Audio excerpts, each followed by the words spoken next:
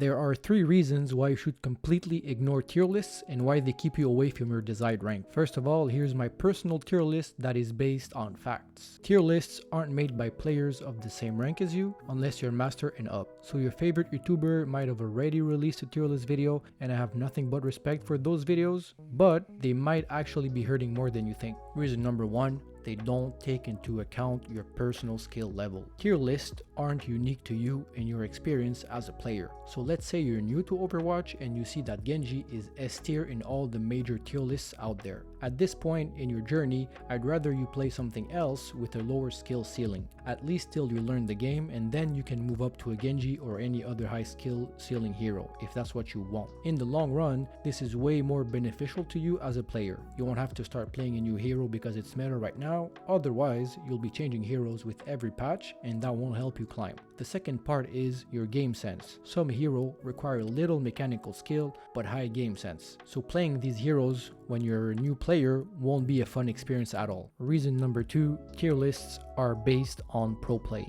In pro play, the level of gameplay is on another level. The mechanical skills and the teamwork is awesome.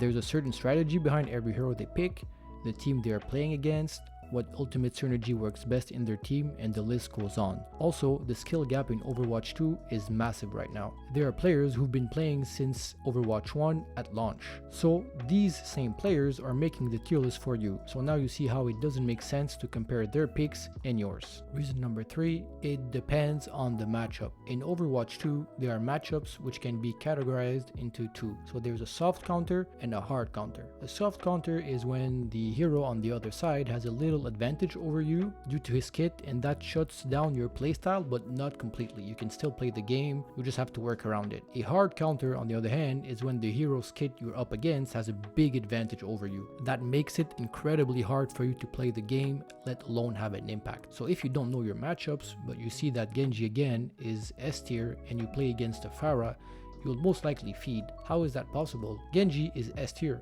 yes, and Pharah is nowhere near him. That's how the game works. There's no such thing as a hero that is S tier in every single game. So by knowing your matchups, you'll know how to play against your counters, if it's even an option. Alright, I know I've been bashing all the tier lists out there, so now you're wondering why the hell do they even exist? Well, the only thing to take away from those videos is how much you'll see a hero at this moment, so you know that the heroes in the S tier are most likely to be played right now. With that knowledge, you can learn how to play against those with your main. How can your main shut down a current S tier hero? And what if you need help from a support or tank to shut it down?